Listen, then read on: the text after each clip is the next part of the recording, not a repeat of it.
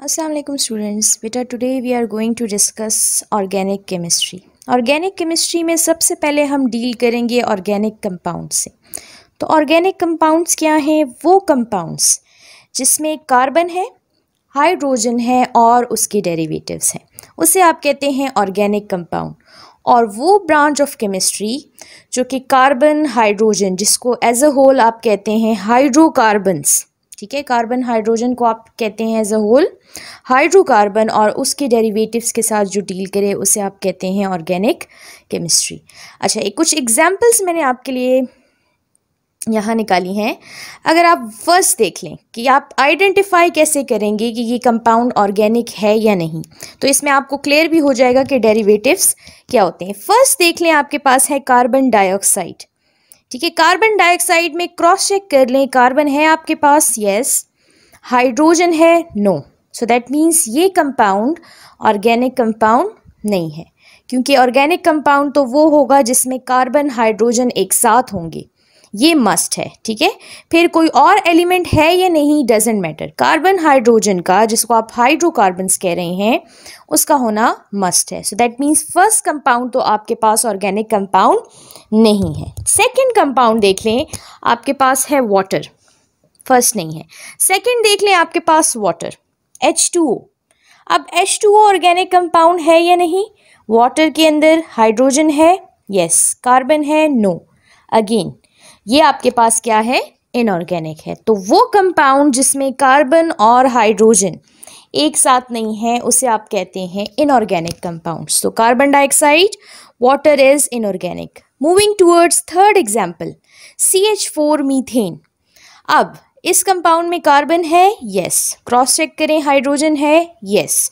So that means this compound is hydrocarbon, और you can say organic compound. So methane is an organic compound क्योंकि इसमें carbon और hydrogen एक साथ हैं. अच्छा, फोर्थ पे आप देख लें, बेंजीन, C6H6. कार्बन है, यस. हाइड्रोजन है, yes. So it is an organic compound. रही बात डेरिवेटिव्स की. अब डेरिवेटिव्स क्या है? Any element other than carbon hydrogen are derivatives. For example oxygen, sulphur, nitrogen. ठीक है, any other element other than carbon hydrogen will be considered as derivative. तो यहाँ पर 5 एग्जाम्पल में आप देख लें, ग्लूकोज है, C6H12O6. सबसे पहले हमने कन्फिगर करना है कि हाइड्रोजन एंड कार्बन है या नहीं. So it has carbon, yes, 6 carbon. It has hydrogen, yes, 12 hydrogens. Oxygen भी है, दैट मीन्स ये इसका डेरिवेटिव है. So that means glucose is also an organic compound because it contains hydrocarbon and its derivatives.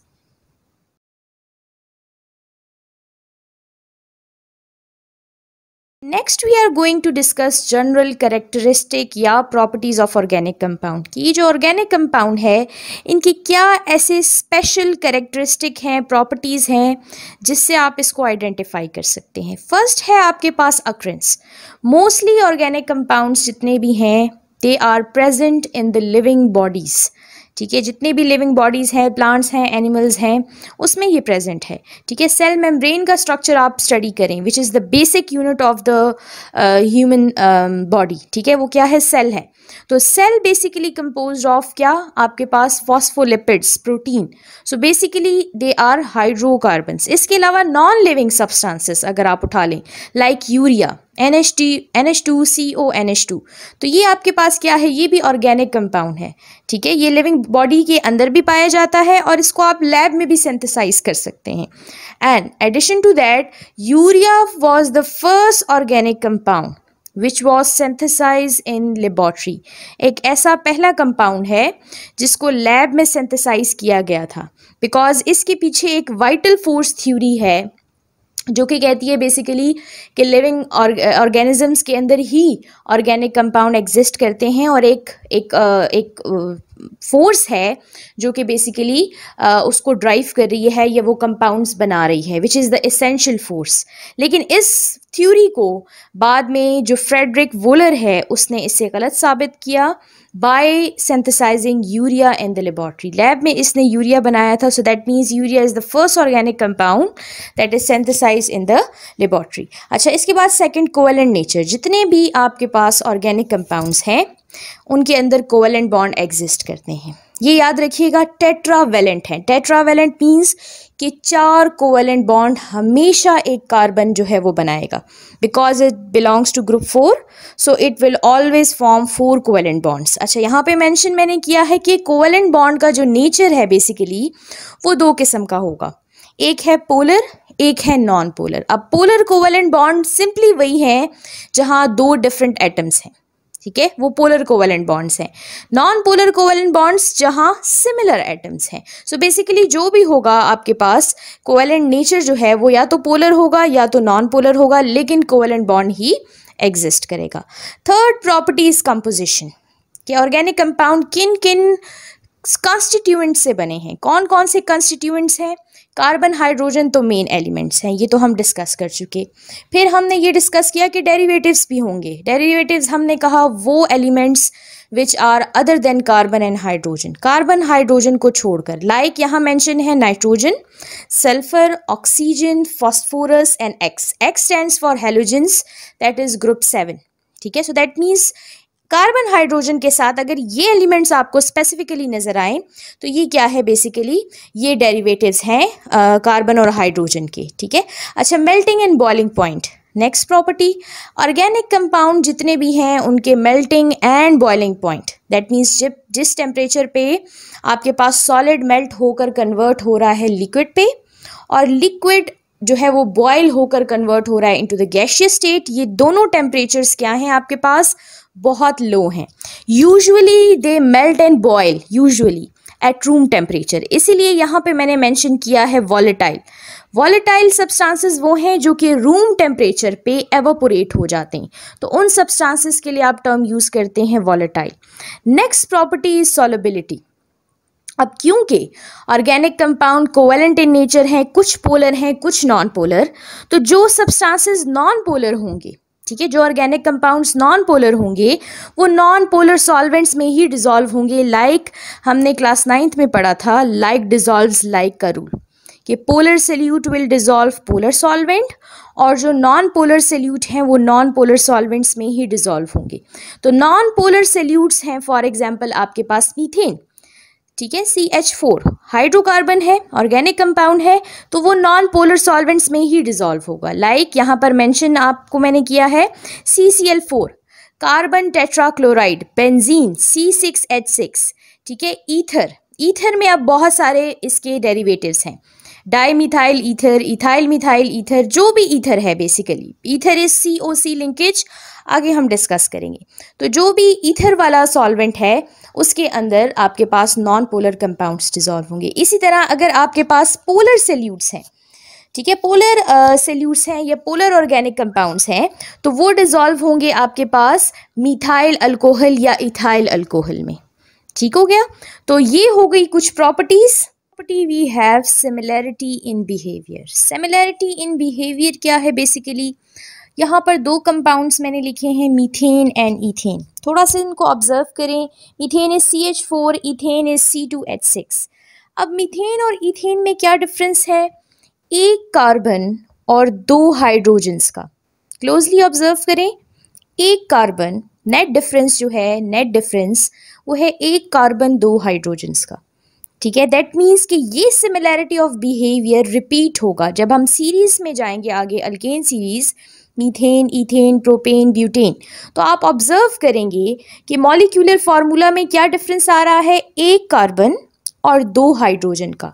तो ये जो difference है CH2 का difference between 2 adjacent carbon, adjacent मतलब नेबरिंग कार्बन, जो एक दूसरे के नेबरिंग कार्बन है, ठीक है, मीथेन के बाद ईथेन है, ईथेन के बाद प्रोपेन, जो नेबरिंग कार्बन्स का डिफरेंस है वो है CH2। इस सिमिलैरिटी ऑफ बिहेवियर, क्योंकि ये तो कंसिस्टेंट जा रहा है, CH2 का डिफरेंस कंसिस्टेंट जाएगा। अगर मैं प्रोपेन ड्रॉ करूं तो ईथेन और प्रोपेन में भी क्या डिफरेंस होगा, एक कार्बन दो हाइड्रोजन, दैट मीन्स CH2। तो ये जो डिफरेंस बेसिकली है एक कार्बन दो हाइड्रोजन का, ये एक्चुअली सिमिलैरिटी है, ठीक है। सो दैट मीन्स इस सिमिलैरिटी को आप कहते हैं होमोलोगी। होमो मीन्स सेम, लोगी या logos means series. That means series में, एक सीरीज में आप जाएंगे तो CH2 का डिफरेंस के साथ साथ ये सीरीज आगे बढ़ रही है। Basically number of carbon and hydrogen atom changes but the type of atom is same. Okay, next property is reaction rate.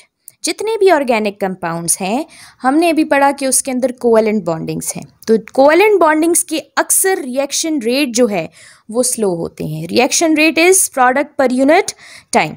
तो रिएक्शंस बेसिकली स्लो होंगे और जो ऑर्गेनिक कंपाउंड बनेगा वो लेस स्टेबल होगा एज कंपैरिजन टू इनऑर्गेनिक। अब inorganic का reaction rate अगर मैं आपसे पूछूं तो वो फास्ट होगा, plus product will be more stable, ठीक है। तो ये कुछ प्रॉपर्टीज हैं जो आप याद रख लेंगे। We are going to discuss chemical diversity of organic compound. अब this is an SLO based question that why organic compound are diverse in nature, कि organic compound इतने variability क्यों show कर रहे हैं, इतने ज़्यादा unique क्यों हैं, ठीक है, या इनके behavior किसी एक एटम के लगाने से इतना चेंज क्यों हो रहा है। डाइवर्स हैं, बहुत ज़्यादा वास्ट हैं, specific term you can use vast, ठीक है। तो ऑर्गेनिक कंपाउंड इतने ज़्यादा वास्ट इसलिए हैं, जनरल सेट ऑफ प्रॉपर्टीज़ तो उनकी वही हैं, लेकिन कुछ सब्स्टिट्यूएंट्स या ग्रुप ऑफ एटम लगाने से उनका बिहेवियर थोड़ा सा चेंज हो जाता है। तो सबसे फर्स्ट रीज़न क्या है, कैटिनेशन। कैटिनेशन क्या है, self linking ability of carbon is called catenation. Carbon अपने ही जैसे कार्बन के साथ लिंक कर रहा है। यहाँ ऑब्जर्व आप करेंगे कि मैंने एक कंपाउंड ड्रॉ किया है, ईथेन। ईथेन देख रहे हैं CH3-CH3। तो यहाँ तो मैंने लिंकिंग शो की है दो कार्बन एटम की, कि कार्बन अपने ही जैसे दूसरे कार्बन के साथ लिंक कर रहा है, कोवेलेंट बॉन्ड बना रहा है। सो इस प्रॉपर्टी को आप कहते हैं कैटिनेशन।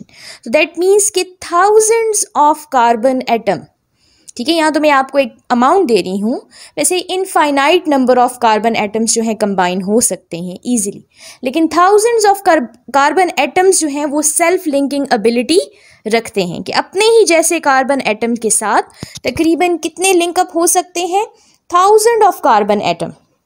सो दैट मीन्स कि ये प्रॉपर्टी बाकी किसी और एलिमेंट के पास नहीं है कि वो अपने ही जैसे एटम के साथ बॉन्ड करे और फिर इतनी लॉन्ग चेन बनाए। फॉर एग्जांपल अक्सर कंपेयर किया जाता है कार्बन को सिलिकॉन के साथ।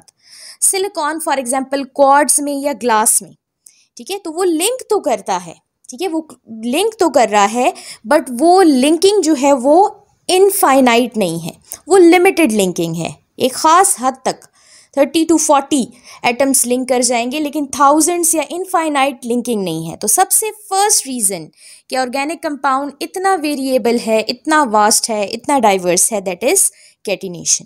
अच्छा, सेकंड रीज़न, अब ये इतना डाइवर्स इसलिए भी है कि ये फिर डिफरेंट शेप्स में एग्जिस्ट करता है। एक है इसकी स्ट्रेट चेन, बिल्कुल कार्बन कार्बन एटम की लीनियर चेन चल रही है। सेकंड ब्रांच चेन, किसी एक कार्बन से ब्रांच निकल आई है, ठीक है। आगे हम स्ट्रक्चर्स डिस्कस करेंगे डिटेल में।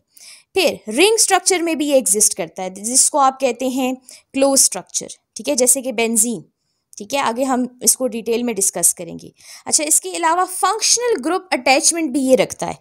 ये सिर्फ अपने ही जैसे कार्बन के साथ लिंकअप नहीं हो रहा, बल्कि different other group of atoms के साथ भी ये लिंकअप हो रहा है, जैसे कि अल्कोहलिक फंक्शनल ग्रुप, जैसे कि ईथर फंक्शनल ग्रुप, आगे हम पढ़ेंगे विच स्पेसिफिक ग्रुप ऑफ एटम्स, ठीक है। दैट मीन्स इसके डेरिवेटिव्स भी हैं। अच्छा, इसके अलावा डिफरेंट साइज, शेप, स्ट्रक्चर्स में ये एग्जिस्ट करता है। सो दैट मीन्स इसीलिए ये ऑर्गेनिक कंपाउंड इतना डाइवर्स इन नेचर है।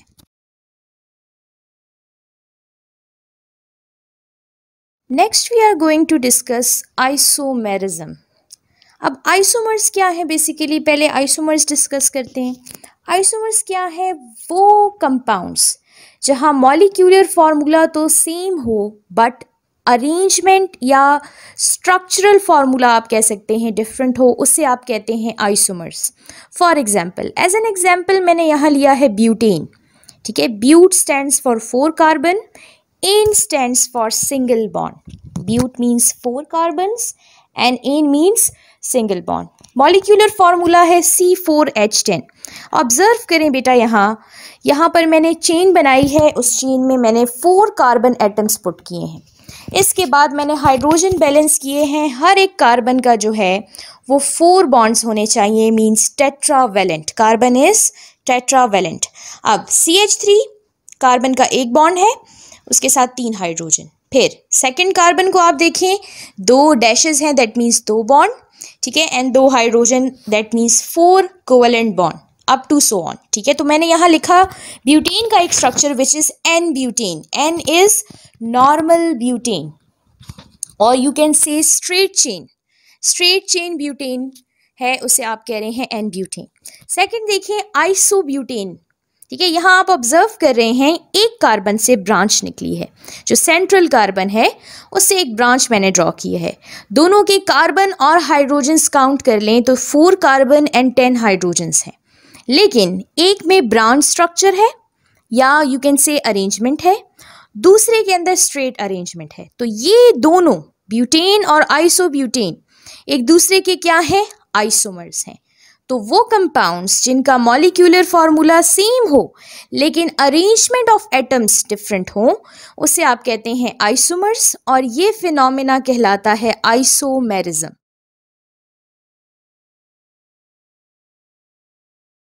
Let us solve SLO based question of isomerism. अब क्वेश्चन इससे रिलेटेड पेपर में कैसे आता है? क्वेश्चन आएगा draw possible isomers of pentane.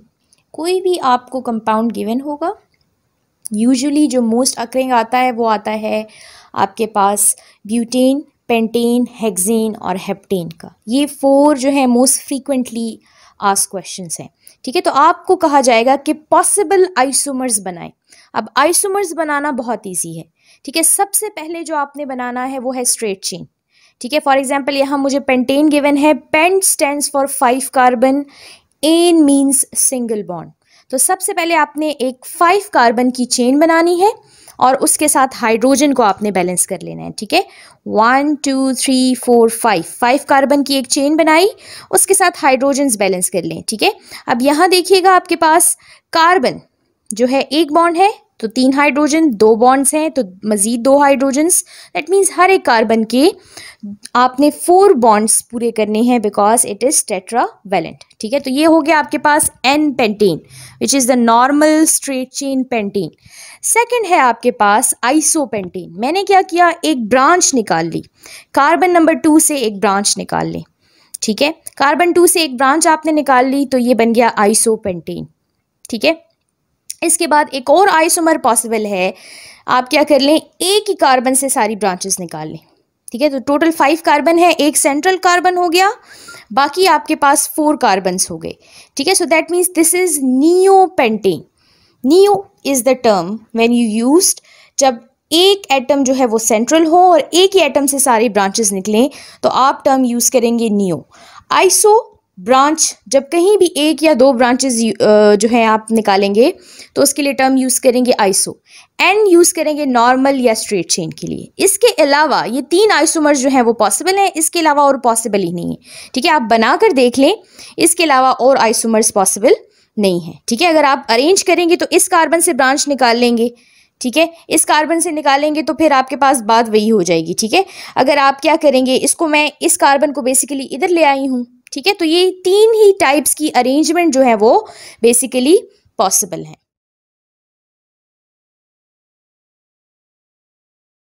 Okay, next SLO based question. इसी तरह जैसे हमने पेंटेन के आइसोमर्स बनाए, इसी तरह हम हेक्सेन के आइसोमर्स बनाएंगे. ठीक है, आपकी प्रैक्टिस के लिए फर्स्ट हमेशा स्ट्रेट चेन बनाएं एन हेक्सेन. तो हमने क्या किया, 6 कार्बन को ले गए, हेक्स स्टैंड्स फॉर 6 कार्बन.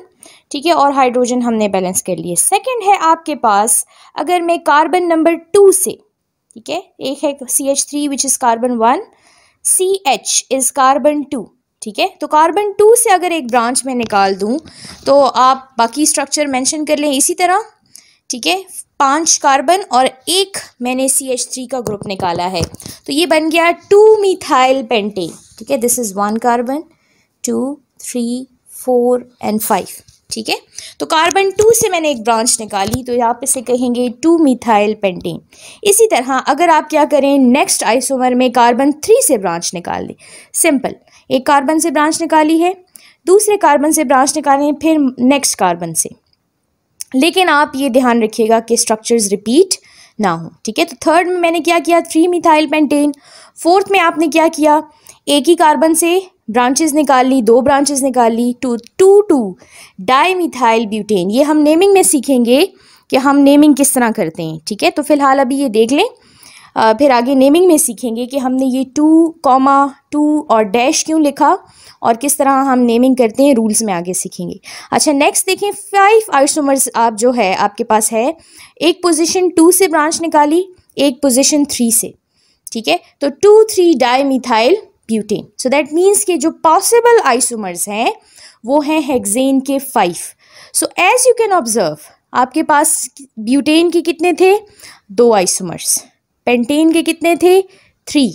ठीक है, हेक्सेन के कितने हैं, 5। तो as the number of carbon atom increases, the possible isomer also increases. तो ये बात माइंड में रखिएगा कि जितनी लॉन्ग चेन होगी उतने ही ज़्यादा उसके पॉसिबल आइसोमर्स भी होंगे।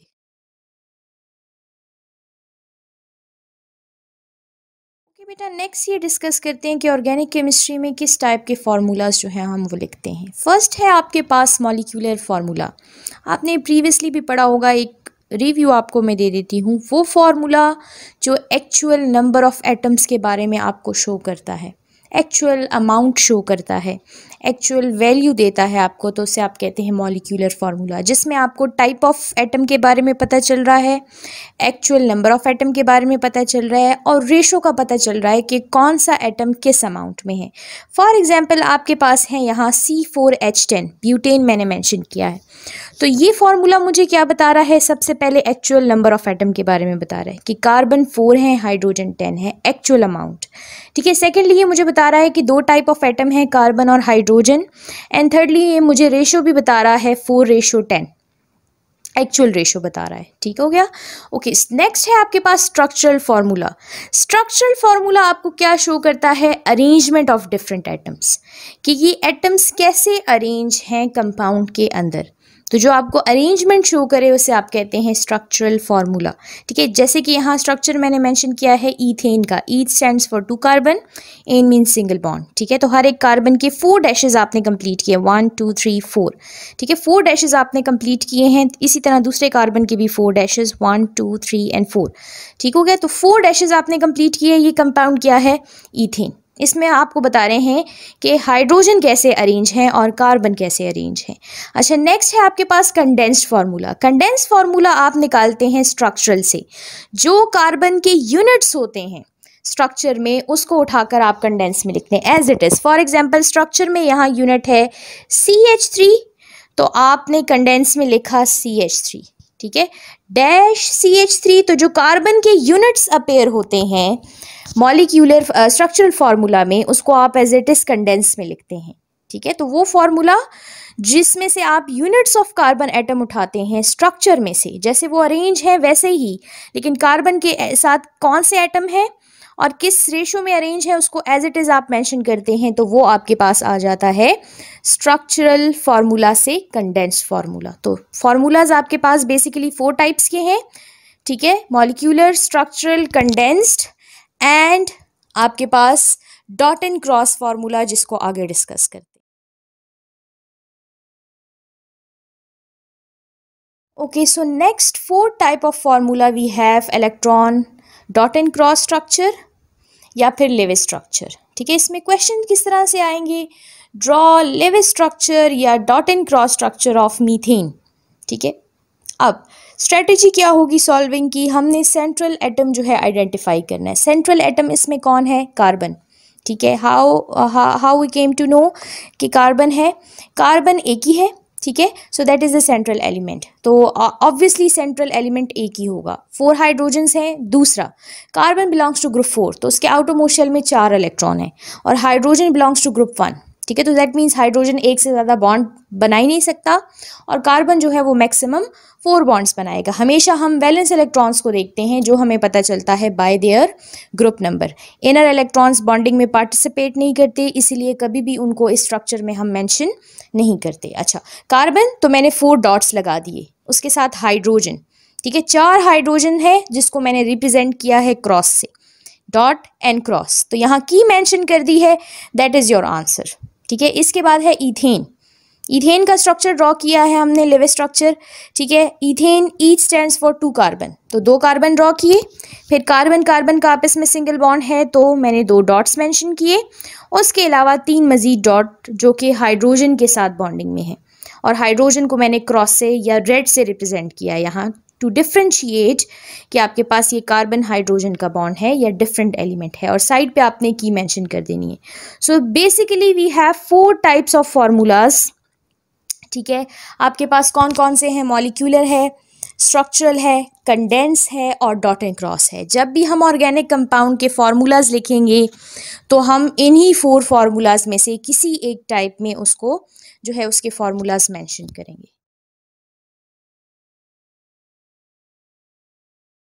ओके, नेक्स्ट हम ये सीखेंगे कि हम अल्केन्स को नेम कैसे दें। अब अल्केन्स क्या हैं? वो हाइड्रोकार्बन्स जहाँ कार्बन कार्बन सिंगल बॉन्ड है उसे आप कहते हैं अल्केन्स। ठीक है। सैचुरेटेड हाइड्रोकार्बन्स वो कार्बन्स हैं, हाइड्रोकार्बन्स जहाँ कार्बन कार्बन सिंगल बॉन्ड है। ठीक है। General formula of alkane is CnH2n+2। ये किस लिए है? इन केस अगर आपको प्रीफिक्स पता हो, ये पता हो कि नंबर ऑफ कार्बन एटम्स कितने हैं, तो हाइड्रोजन एटम को आप कैलकुलेट कर सकते हैं। फॉर एग्जांपल, अगर मुझे पता है कि ब्यूटेन, क्वेश्चन आ गया है the molecular formula of butane is dash. Now आपको ये पता है ब्यूट स्टैंड्स फॉर 4, ठीक है, तो आपको ये पता है ब्यूट स्टैंड्स फॉर 4 कार्बन्स। तो आप क्या करेंगे? एन की जगह जहाँ जहाँ फार्मूला में एन है वहाँ आप 4 पुट कर लेंगे। तो फार्मूला क्या है? CN, एन की जगह 4 पुट किया, H2n, अब अगेन एन आ रहा है, एन की जगह अगेन 4 पुट करें, +2 और इसको सॉल्व कर लें। ठीक है। तो C4 एज इट इज़ आएगा, 4 × 2 8 आएगा, +2 तो ये आ जाएगा C4H10। तो general formula for finding the number of hydrogen atom is CnH2n+2, in case अगर आपको प्रीफिक्स याद हो। अच्छा, अब नेमिंग ऑफ अल्केन में बेसिकली 2 पार्ट्स हैं। एक है आपके पास प्रीफिक्स, दूसरा है आपके पास सफिक्स। प्रीफिक्स क्या होगा? वो वर्ड जो हम स्टार्ट में लगाते हैं, वो वर्ड जो आप स्टार्ट में लगाते हैं उसे आप कहते हैं प्रीफिक्स, जो इंडिकेट करेगा नंबर ऑफ कार्बन एटम्स को। आगे मैं एक टेबल आपको बनाकर दिखाती हूँ कि prefixes number of carbon atoms के लिए क्या होंगे। सेकंड पार्ट है इसका सफिक्स। सफिक्स वो वर्ड जो आप बाद में लगाते हैं। अब सफिक्स किस लिए होगा? सफिक्स होगा इंडिकेट करने के लिए कि सिंगल बॉन्ड है, डबल या ट्रिपल। तो क्योंकि हम अल्केन कर रहे हैं तो जितने भी हाइड्रोकार्बन्स होंगे वहाँ कार्बन कार्बन सिंगल बॉन्ड ही होगा, और सफिक्स हमेशा क्या आएगा? एन। ठीक है, सफिक्स हमेशा एन आएगा, प्रीफिक्सेस जो हैं वो चेंज होंगे।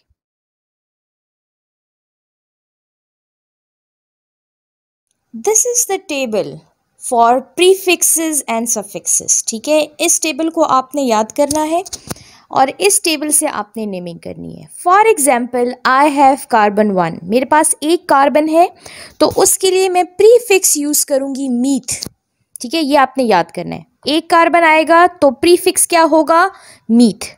2 कार्बन आएंगे तो फिर प्रीफिक्स क्या होगा? ईथ। 3 कार्बन आएंगे तो प्रीफिक्स क्या होगा? प्रोप। 4 कार्बन्स आएंगे तो प्रीफिक्स क्या होगा? ब्यूट। 5 कार्बन्स आएंगे तो प्रीफिक्स क्या होगा? पेंट। तो ये प्रीफिक्सेस आपने याद कर लेने हैं। तो जैसे ही मैं कहूँ प्रोप तो आपके माइंड में फौरन आए 3 कार्बन एटम्स। जैसे ही मैं टर्म यूज करूँ पेंट, आपके माइंड में आना चाहिए 5 कार्बन एटम्स। ठीक है।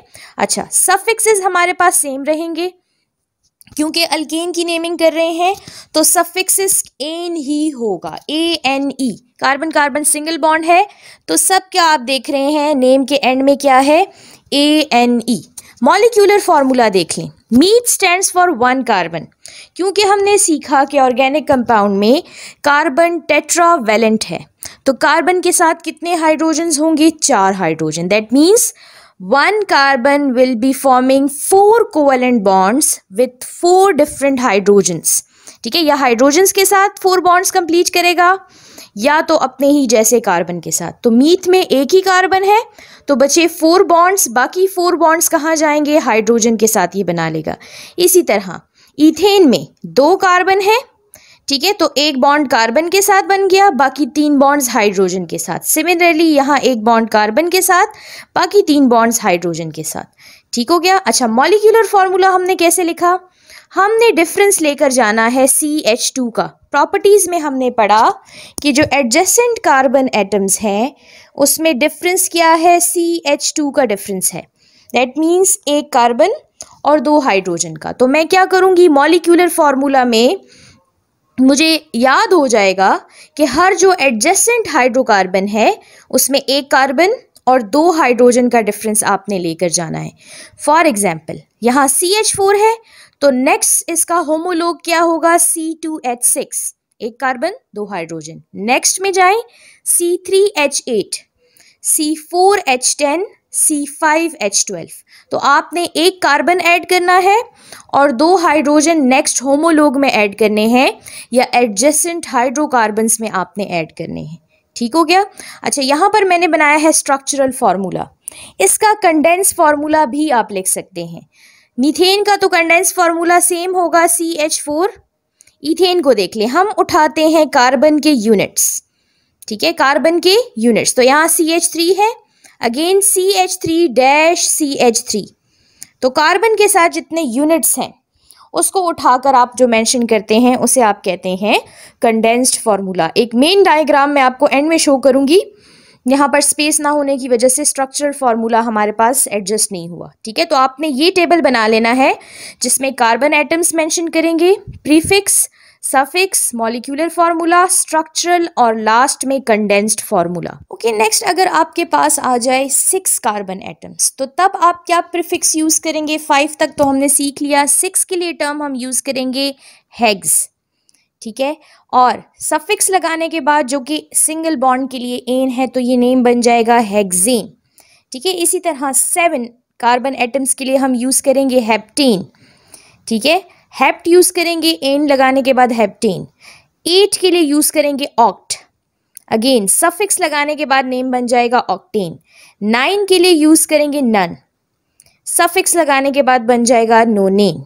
और 10 के लिए यूज करेंगे डीक और सफिक्स लगाने के बाद ये बन जाएगा डीकेन। ठीक है, प्रीवियसली हमने किया C5H12 molecular formula for pentane. तो हेक्सेन के लिए मॉलिक्यूलर फॉर्मूला क्या हो जाएगा? एक कार्बन 2 हाइड्रोजन के डिफरेंस के साथ C6H14। ठीक है, एक carbon 2 hydrogen. Next C7H16, C8H18, C9H20, again एक कार्बन 2 हाइड्रोजन, C10H22। इसके बाद हमने मेंशन किया स्ट्रक्चरल फॉर्मूला फॉर हेक्सेन।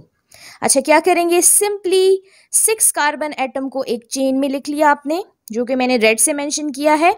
उसके बाद हाइड्रोजन बैलेंस कर लें। यहाँ देखें, कार्बन जो है वो ग्रुप 4 का मेंबर है, एक बॉन्ड यहाँ है। ठीक है, कितने बॉन्ड बचे? 4 बॉन्ड्स। ठीक है, तो 4 बॉन्ड्स बेसिकली कार्बन बनाएगा। एक बॉन्ड ऑलरेडी है तो 3 रिमेनिंग ड्रॉ करेंगे, तो 3 डैशेस ड्रॉ किए आपने, दैट मीन्स 3 हाइड्रोजन्स। ठीक है, अगेन सेंट्रल कार्बन जो है वो 2 बॉन्ड्स ऑलरेडी बना चुके हैं, एक यहाँ और एक यहाँ। ठीक है, तो इसके साथ कितने हाइड्रोजन्स लगेंगे? 2। इसी तरह अगेन CH2। तो अगर इसका कंडेंस फॉर्मूला आप लिखें तो ये बनता है CH3, CH2, CH2, CH2, CH2, CH3, last one है CH3। ठीक है, तो ये आपने स्ट्रक्चरल फॉर्मूला बनाया, स्ट्रक्चरल से आपने कंडेंस फॉर्मूला यहाँ पे मेंशन कर दिया। After completing the table, alkenes का सफिक्स और प्रीफिक्स लिखने के बाद हमने कंक्लूड किया कि नेमिंग ऑफ अल्कीन के लिए हम कुछ इस तरह का टेबल बना लेंगे। ठीक है, जिसमें क्या मेंशन होगा? जिसमें मेंशन होगा कार्बन एटम्स। ठीक है, उसके बाद साइड बाय साइड प्रीफिक्सेस। ठीक है, मीट से लेकर डी तक। उसके बाद अल्केन है और सफिक्स हम क्या लगाएंगे, सफिक्स है, सफिक्स लगाएंगे हम एन। ठीक है, कार्बन कार्बन सिंगल बॉन्ड है, methane, ethane, propane, butane, pentane, hexane, heptane, octane, nonane, decane. Molecular formula किस तरह चलेगा, एक कार्बन और दो हाइड्रोजन के डिफरेंस के साथ। ठीक है, कुछ इस तरह ड्रॉ कर लेंगे, स्ट्रक्चरल फॉर्मूला ड्रॉ कर लेंगे। ठीक है, यहाँ हमने क्या कंप्लीट करना है, एक नोट मैंने लिखवाया है, complete 4 bonds of carbon. Carbon के आपने 4 बॉन्ड्स कंप्लीट करने हैं, चाहे वो दूसरे कार्बन के साथ हो या हाइड्रोजन के साथ हो। टोटल कार्बन के 4 से ज़्यादा बॉन्ड्स नहीं होने चाहिए, because carbon belongs to group 4, it has 4 electrons in its valence shell and it will form 4 covalent bond which will be called as tetravalent। ठीक है, और प्लस आपने डैश ज़रूर मेंशन करना है। अक्सर स्टूडेंट्स यहाँ डैशेस मेंशन नहीं करते, तो अगर आप डैश रिप्रेजेंट नहीं कर रहे, दैट मीन्स कोवेलेंट बॉन्डिंग मौजूद नहीं है या कार्बन हाइड्रोजन का बॉन्ड नहीं है। ठीक है, तो वो गलत कॉन्सेप्ट हो जाता है। अच्छा, अपनी बुक में भी देख लें, यहाँ डैशेस मेंशन नहीं है, वहाँ भी मेंशन कर लें। अच्छा, आपने स्ट्रक्चरल फॉर्मूला ड्रॉ किया मीथेन का, देन इथेन, प्रोपेन। ठीक है, प्रोपेन, यहाँ हाइड्रोजन मेंशन कर दें, प्रोपेन। ठीक हो गया, you have propane and here 1 hydrogen. ठीक है, propane, butane, pentane, hexane, heptane, octane, nonane और डिकेन। इसी को देखते हुए हमने आगे कंडेंस फार्मूला मेंशन किया है। CH4 is the condense formula of methane. ठीक है, CH3-CH3 is the condensed formula for ethane. CH3, CH2, CH3 is the condensed formula for propane up to so on. तो ये एक टेबल आप बना लें जिससे ओवरऑल कंक्लूड होगा कि हमने नेमिंग ऑफ अल्केन किस तरह से करनी है। अच्छा, अब नेक्स्ट क्वेश्चन आ जाता है SLO बेस्ड क्वेश्चन का। SLO बेस्ड क्वेश्चन कैसे आएंगे, अब क्वेश्चन आएगा, कैसे आएगा, give molecular formula, structural formula and condense formula of octane. ठीक है, सो दैट मीन्स आपने ऑक्टेन के लिए मॉलिक्यूलर लिखना है, उसका स्ट्रक्चरल लिखना है, उसका कंडेंस फार्मूला लिखना है। ठीक है, या मे बी कोई भी ऑप्शन आ जाए इसमें से। ब्यूटेन के लिए ड्रॉ करें मॉलिक्यूलर, कंडेंस एंड स्ट्रक्चरल, तो आप इजीली ड्रॉ कर सकते हैं। ठीक है, फाइंड आउट करें बाय यूजिंग फार्मूला CnH2n+2। तो अगर ब्यूट है तो n की जगह 4 पुट करें और हाइड्रोजन फाइंड आउट करें। तो ब्यूटेन लिखें, उसका मॉलिक्यूलर फार्मूला लिखें, स्ट्रक्चरल एंड देन कंडेंस्ड। अच्छा, नेक्स्ट SLO क्वेश्चन क्या आ सकता है कि आपके पास स्ट्रक्चर बना है और आपसे कह रहे हैं इसको नेम दें। फॉर एग्जांपल ये structure, name the following hydrocarbons. अब कितने कार्बन्स हैं, 1 2 3 4 5 कार्बन्स हैं। तो 5 कार्बन के लिए प्रीफिक्स आपको याद होगा क्या है, पेंट, और सब में सिंगल बॉन्ड है कार्बन कार्बन, तो दैट इज पेंटेन। तो इजीली आपने 1 वर्ड आंसर है पेंटेन। ठीक है, नेम द फॉलोइंग कंपाउंड। अब ये क्या है, 6 कार्बन है, हेक्स, सिंगल बॉन्ड है, हेक्सेन। तो ये 2 क्वेश्चंस हमेशा आते हैं, या तो आपको नेम गिवन होगा, आपने स्ट्रक्चर ड्रॉ करना है, या तो स्ट्रक्चर गिवन होगा, फॉर्मूला गिवन होगा, आपने उसका नेम बताना है।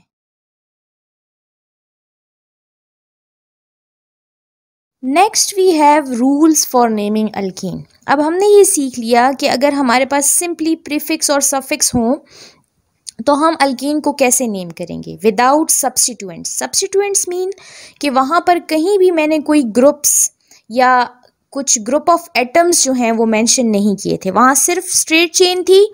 हमने ये देखना था कि सफिक्स क्या यूज़ होगा और प्रीफिक्स क्या यूज़ होगा, अकॉर्डिंगली हमने स्ट्रक्चर जो है वो ड्रॉ कर लिया।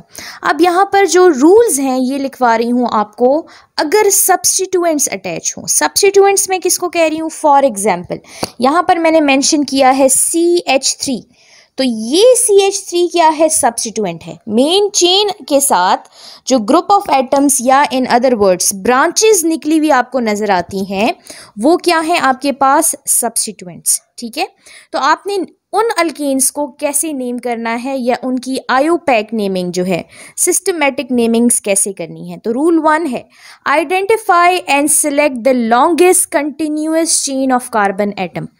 आपने सबसे पहले आइडेंटिफाई करना है कि जो आपके पास प्रीफिक्स है, जो स्टेम नेम है वो क्या है और लॉन्गेस्ट चेन क्या है। फॉर एग्जाम्पल यहाँ पर मैंने दो ब्लॉक्स बनाए हैं, एक ब्लैक है और एक रेड है।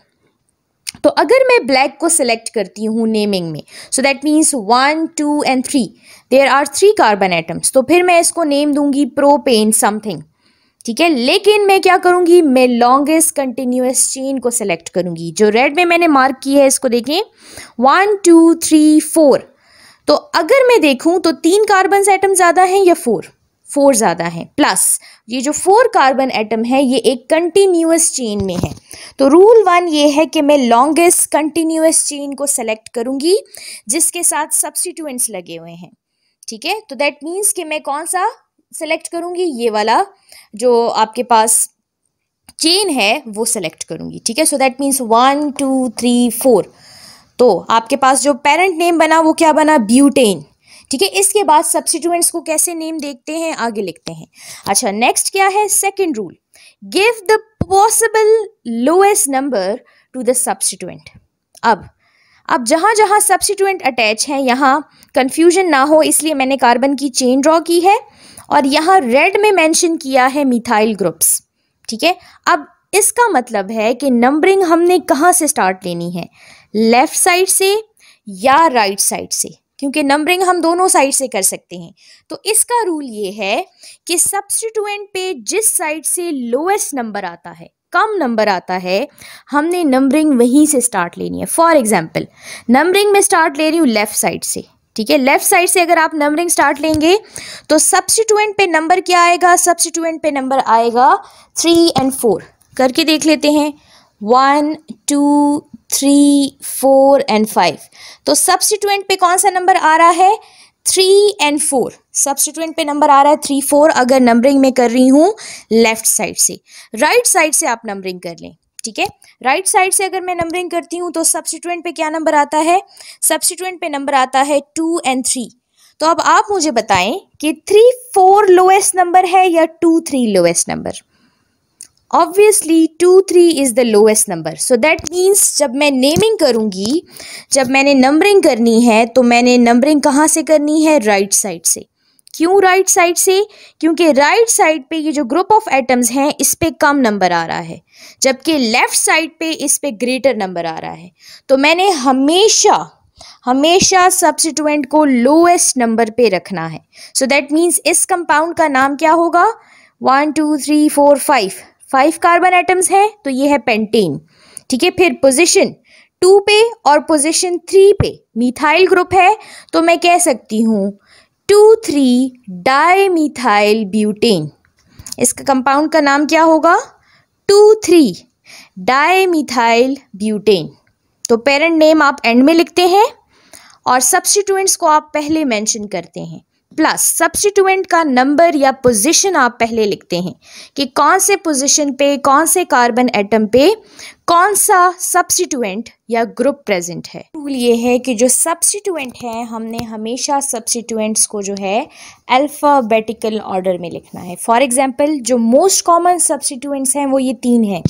कौन कौन से हैं, मिथाइल, इथाइल एंड प्रोपाइल। अब अल्फ़ाबेटिकल ऑर्डर में अगर हम जाएं तो ई पहले आ रहा है, सो दैट मीन्स नेमिंग में हम ई को पहले मेंशन करेंगे, इथाइल ग्रुप, ठीक है। एम बाद में आ रहा है और लास्ट में आ रहा है पी, प्रोपाइल ग्रुप, ठीक है। तो हमेशा जब हम नेमिंग करेंगे तो फर्स्ट प्रेफरेंस ये होगी हमारी कि इथाइल पहले आए, सेकंड पे हम मेंशन करेंगे मिथाइल का नंबर एंड थर्ड पे हम मेंशन करेंगे प्रोपाइल का नंबर। फॉर एग्जांपल एक कंपाउंड मैंने यहाँ लिखा है, ठीक है। सबसे पहले हमने क्या करने हैं, फर्स्ट 2 रूल्स अप्लाई करने हैं। लॉन्गेस्ट चेन सेलेक्ट करनी है, लॉन्गेस्ट चेन और कंटिन्यूअस चेन, ठीक है, जिसमें सब्स्टिट्यूएंट्स अटैच हैं। अगर ये सेलेक्ट करूं तो ये लॉन्गेस्ट नहीं है। अगर मैं क्या कर लेती हूँ, सेलेक्ट करूं, यहाँ से सेलेक्ट करूं तो ये भी लॉन्गेस्ट नहीं है। So that means longest chain जो है वो स्ट्रेट चेन है जिसमें कितने कार्बन एटम्स हैं, 5 कार्बन एटम। तो आपने सबसे पहले प्रीफिक्स और सफिक्स डिसाइड कर लेना है। तो प्रीफिक्स क्या है, लॉन्गेस्ट चेन सेलेक्ट हो गई। प्रीफिक्स क्या यूज़ करेंगे, 3 4 5। प्रीफिक्स यूज़ करेंगे पेंट। प्रीफिक्स क्या होगा, पेंट। सिंगल बॉन्ड है सब में, सफिक्स क्या होगा, एन। तो प्रीफिक्स और सफिक्स आपने नोट डाउन कर लिया। उसके बाद आप नोट डाउन करें कि हमने नंबरिंग कहाँ से स्टार्ट लेनी है। दैट मीन्स जब आप नेम करें तो सबसे पहले फर्स्ट 2 रूल्स अप्लाई करें। ठीक है, आपने लॉन्गेस्ट कंटिन्यूअस चेन सेलेक्ट करनी है जिसमें मैक्सिमम सब्स्टिट्यूएंट्स अटैच है। सेकंड, नंबरिंग उस साइड से स्टार्ट करनी है जहां सब्स्टिट्यूएंट पे लोएस्ट नंबर आए। फॉर एग्जांपल अब करके देख लेते हैं। अगर हम लेफ्ट साइड से नंबरिंग स्टार्ट करें तो सब्स्टिट्यूएंट पे नंबर आता है 2 और 4। अगर राइट साइड से करें 1 2 3 4 तब भी 2 और 4 आ रहा है। तो अगर ये केस हो जाए कि लेफ्ट और राइट से दोनों सब्स्टिट्यूएंट पे सेम नंबर आ रहा है तो फिर आपकी मर्जी है कि आप किस साइड से नंबरिंग स्टार्ट ले रहे हैं। फॉर एग्जांपल यहाँ पे मैं लेफ्ट साइड पे स्टार्ट ले रही हूँ नंबरिंग, आप राइट साइड से भी ले सकते हैं। अच्छा, अब यहाँ देखिएगा बेसिकली क्या है, 2 पोजीशन पे है इथाइल ग्रुप और 4 पोजीशन पे है मिथाइल ग्रुप।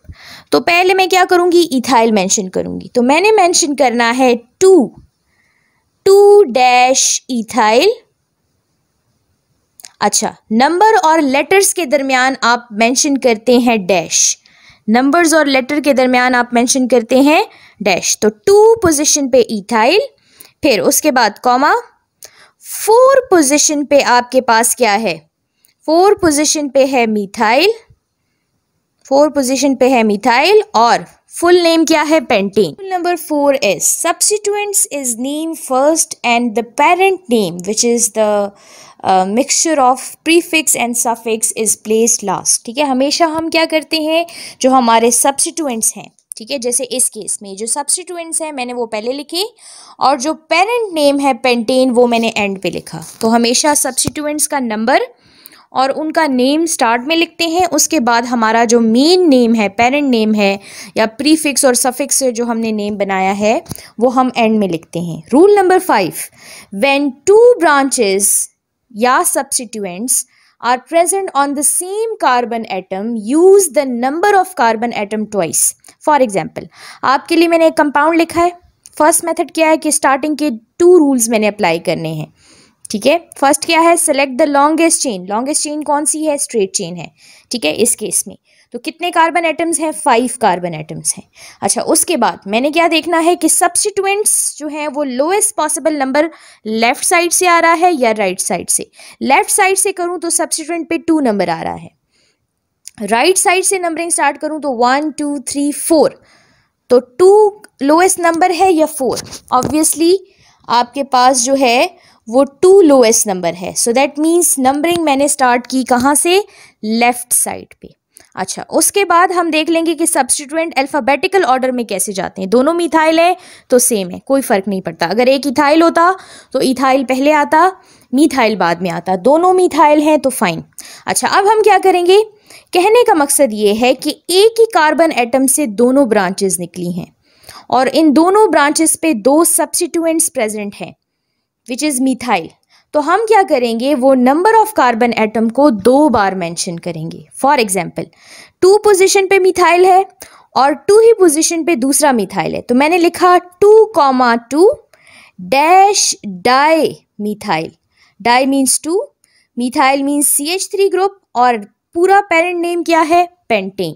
तो हमेशा नंबर्स के दरमियान में कॉमा, नंबर और लेटर के दरमियान में हम डैश रिप्रेजेंट करते हैं। तो 2,2 di methyl pentane is the IUPAC और the systematic name of this compound. Number 6 we have, अगर सब्स्टिट्यूएंट्स जो हैं वो एक से ज़्यादा बार रिपीट हो। फॉर एग्जांपल प्रीवियस एग्जांपल में हमने देखा कि मिथाइल जो सब्स्टिट्यूएंट है वो 2 बार एक ही कार्बन पे है, तो हम फिर टर्म यूज़ करेंगे डाई ट्राई टेट्रा। अगर सब्स्टिट्यूएंट एक से ज़्यादा बार, सेम सब्स्टिट्यूएंट की बात कर रही हूँ, जैसे कि मिथाइल 2 जगह ब्रांचेस में मौजूद है तो मैं टर्म यूज़ करूँगी डाई। अगर 3 जगह मौजूद है तो मैं टर्म यूज़ करूँगी ट्राई और अगर 4 जगह मौजूद है तो मैं टर्म यूज़ करूँगी टेट्रा। अच्छा, rule number 7 which is the last one, ये मैं डिस्कस कर भी चुकी हूँ कि नंबरिंग में और नेमिंग में आपने क्या करना है, कॉमा यूज़ करना है टू सेपरेट नंबर्स। जो नंबर्स आप लिखेंगे, पोजीशन ऑफ कार्बन एटम लिखेंगे, जैसे कि नाम है 2,2 डाई मिथाइल पेंटेन, तो 2,2 नंबर्स के दरमियान में कॉमा और लेटर और नंबर के दरमियान में डैश रिप्रेजेंट करेंगे। तो ये सारे रूल्स हैं to indicate name of alkanes on the basis of constituents. ठीक है, अगर कंस्टिट्यूएंट्स अटैच हों चेन के साथ, फिर आप अल्केन को कैसे नेम करेंगे। ये देख लेते हैं कि SLO बेस्ड क्वेश्चन किस टाइप के आएंगे। क्वेश्चन आएगा, right the IUPAC name of the following compound. IUPAC name means international union of pure and applied chemistry ने जो सिस्टमेटिक नेम्स दिए हैं रूल्स के थ्रू, तो वो हम कैसे लिखेंगे, कैसे लिखना है हमने। बेसिकली अगेन रूल अप्लाई करेंगे जो अभी हमने सीखे हैं। ठीक है, तो रूल क्या है, फर्स्ट के लॉन्गेस्ट कंटिन्यूअस कार्बन एटम की चेन हमने सेलेक्ट करनी है जिसके साथ मैक्सिमम सब्स्टिट्यूएंट्स लगे हों। ठीक है, तो 1, 2, 3 एंड 4 ये लॉन्गेस्ट चेन है। ठीक है, इसको हमने सेलेक्ट कर लिया। सेकंड रूल ये है कि हमने नंबरिंग कहाँ से देनी है, लेफ्ट साइड से या राइट साइड से। फॉर एग्जांपल अगर नंबरिंग हम राइट साइड से सेलेक्ट करते हैं तो 1, 2, 3 एंड 4, तो सब्स्टिट्यूएंट पे कौन सा नंबर आता है, 2 एंड 3। ठीक है, अगर हम राइट साइड से लें 1, 2, 3 एंड 4, तब भी 2 एंड 3 नंबर ही आ रहा है सब्स्टिट्यूएंट पे। So doesn't matter, that means कि राइट साइड से लें तब भी ठीक है, लेफ्ट साइड से लें तब भी ठीक है। तो मैंने यहाँ लेफ्ट साइड से नंबरिंग स्टार्ट ली है। अच्छा, नेक्स्ट रूल ये कह रहा था कि हमने जो है अल्फ़ाबेटिकल ऑर्डर में जाना है। सब्स्टिट्यूएंट्स को देख लें, दोनों मिथाइल हैं, सो दैट मीन्स डजेंट मैटर कि आप ये रूल अप्लाई करते हैं या नहीं। इन केस अगर इथाइल ग्रुप होता तो फिर मैंने इथाइल को पहले मेंशन करना था और मिथाइल को बाद में मेंशन करती। अच्छा, नेक्स्ट रूल मुझे ये कह रहा है कि हमने पेरेंट नेम को बाद में लिखना है और सब्स्टिट्यूएंट्स को पहले मेंशन करना है। ठीक है, तो अकॉर्डिंग टू दिस रूल अब फर्स्ट कंपाउंड का नाम क्या होगा, पोजीशन 2 पे मिथाइल है, पोजीशन 3 पे मिथाइल है, तो क्या इसको मैं लिख सकती हूँ 2,3, बिकॉज हमने सीखा है कि नंबर्स के दरमियान में क्या आएगा, कॉमा आएगा, और नंबर और लेटर्स के दरमियान में क्या आएगा, डैश आएगा। तो 2,3 डैश डाई मिथाइल। डाई क्यों यूज़ कर रही हूँ, क्योंकि 2 मिथाइल ग्रुप्स हैं, तो मैं लिख रही हूँ डाई मिथाइल, और पेरेंट नेम क्या है इसका, butane. So 2,3 dimethyl butane is the IUPAC name of this compound. Next देखें, second, again longest continuous chain select करें जो कि नज़र ही आ रही है, ये है। ठीक है, 3, 4, 5 कार्बन एटम्स हैं। नंबरिंग कहाँ से स्टार्ट लूँ, अगर यहाँ से लेती हूँ 2, 3, 4, 5, तो मतलब 2 एंड इस पे आता है 4, और अगर यहाँ से लेती हूँ 2, 3, 4, तो 2 एंड 4, तो दैट मीन्स यहाँ भी सेम है। ठीक है, तो फॉर एग्जांपल नंबरिंग यहाँ से स्टार्ट ले लेते हैं, 1, 2, 3, 4 एंड 5, तो ये आ रहा है 2 एंड 4, और यहाँ भी 2 एंड 4। ठीक है, अच्छा, अब हम क्या करेंगे, सब्स्टिट्यूएंट्स को पहले नेम करेंगे और बाद में हम पेरेंट नेम लिखें। लेकिन यहाँ सब्स्टिट्यूएंट एक है मिथाइल, एक है इथाइल, तो यहाँ अल्फ़ाबेटिकल ऑर्डर में जाएंगे। पहले आपने मेंशन करना है इथाइल, उसके बाद मिथाइल। तो यहाँ मैं लिखूंगी 4 डैश इथाइल, उसके बाद क्या है, उसके बाद है 2 डैश मिथाइल, और पेरेंट नेम क्या हुआ इसका, 1, 2, 3, 4, 5, तो ये हुआ पेंटेन, पेंट और सिंगल बॉन्ड है पेंटेन। 4 ethyl 2 methyl pentane.